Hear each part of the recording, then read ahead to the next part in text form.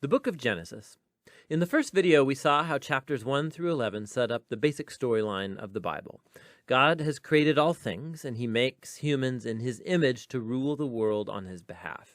The humans choose sin and rebellion, and so the world spins out of control into violence and death, all leading up to the rebellion and scattering of the people in Babylon. And so the big question is, what is God going to do to rescue and redeem his world? Well, out of that scattering at Babylon, the author traces a genealogy of just one family that leads eventually to a man named Abram, later known as Abraham. And God's promise to Abraham at the beginning of chapter 12 opens up a whole new movement in the story. God calls Abraham to leave his home and go to the land of Canaan, which God says will become his one day. And in that land, God promises to make Abraham into a great nation, to make his name great, and to bless him. Now, these promises are connected back to earlier parts of the book. So Babylon had arrogantly tried to make a great name for itself, and that didn't go over very well.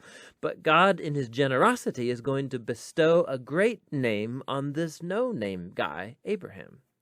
And God's blessing of Abraham echoes all the way back to that original blessing God gave humanity in the beginning. So the question is, why is God going to bless Abraham and his family? And the last line of God's promise makes this clear. So that all the families of the earth will find God's blessing in you. Now, this is key for understanding the whole rest of the biblical story. God's plan is to rescue and bless his rebellious world through Abraham's family. And this is why the whole rest of the Old Testament story is just going to focus on this one family, eventually called the people of Israel. This is also why Israel will later be called a kingdom of priests at Mount Sinai. God wants to use them to show all of the other nations what he's like.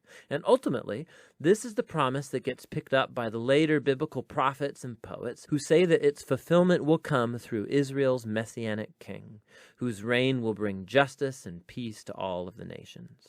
Now, at this point of the story, none of that's clear. You just have to keep reading and watch the promise develop. And so the rest of the book focuses on Abraham and his family. First, Abraham himself, then his son Isaac, and then his son Jacob, and then Jacob's 12 sons.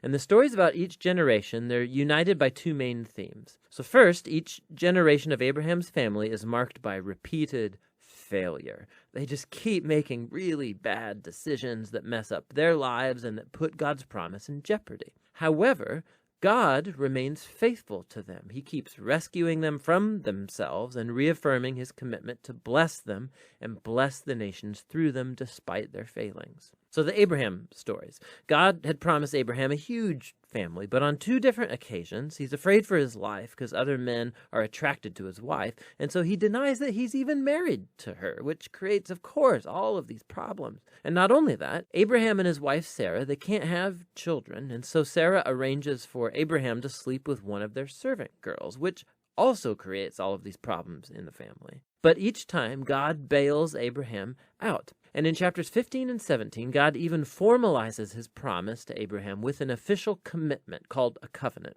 This is a classic scene. God invites Abraham to look up at the night stars and to count them. And he says, that's how numerous your family's going to be. And despite all of the odds, having no kids and no way to have any at the moment, Abraham looks up in the sky and simply trusts God's promise.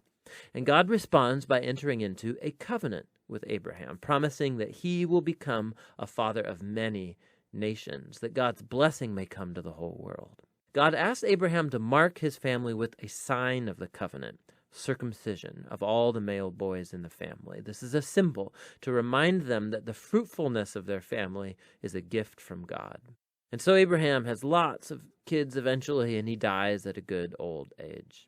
Now, the Jacob stories play out these themes even more dramatically. From birth, Jacob lives up to the meaning of his name, which is deceiver. He cheats his brother Esau out of his inheritance and blessing, and he does it by deceiving his old blind father, no less, and then he just takes off. He goes on to take 4 wives, even though he really only loves one, Rachel, and this creates all of these rivalries in the family. The only thing that humbles Jacob is being deceived by his uncle Laban, who cheats him out of years of his life. The tables have finally turned. And so it's a humbled Jacob that returns to his homeland. And in a very strange story, Jacob ends up wrestling with God as he demands that God bless him. Some things never really change, do they? However, God honors his determination, and he passes Abraham's blessing on to him. And he renames Jacob as Israel, which means wrestles with God. Now, it's this last part of the book, the story of Jacob's sons, where all the themes come to a head. Jacob loves his second to youngest son, Joseph, more than any of the others, and he gives him this special jacket. And the 10 older sons come to hate Joseph, and so they kidnap him, and they plan to kill him, but instead they decide to just sell him into slavery in Egypt, where he ends up in prison. Talk about family failure. But God is with Joseph, and he orchestrates Joseph's release from prison, and Pharaoh ends up elevating Joseph to second in command over all of Egypt. And so Joseph saves the nation of Egypt during a famine. And he also ends up saving his brothers and his family from starving to death. And so once again, we can see the folly and the sin of Abraham's family is met with God's faithfulness, who subverts even the evil of the brothers into an occasion to save life. And this is actually what Joseph says right near the end of the book. He says to his brothers, "You all planned this for evil, but God planned it for good, to save many lives." Now, these words are strategically placed at the end of the book because they summarize not only the story of Joseph and his brothers, but the book as a whole.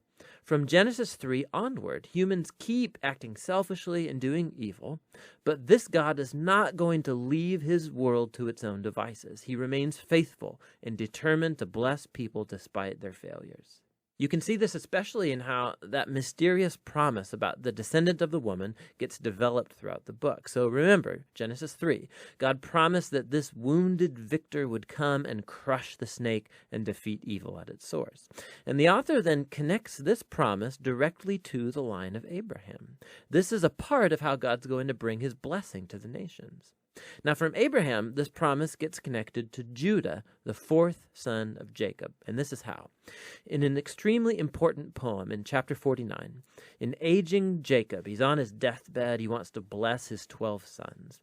And when he comes to Judah, Jacob predicts that Judah will become the tribe of Israel's royal leaders, and that one day a king will come who will command the obedience of all the nations and fulfill God's promise to restore the garden blessing to all of the world. And then after this, Jacob dies. And later Joseph dies too.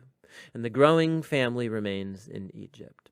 And so the book of Genesis ends with all of these future hopes and promises left hanging and undeveloped. And it forces you to turn the page to see how it's all going to turn out. But for now, that's the book of Genesis.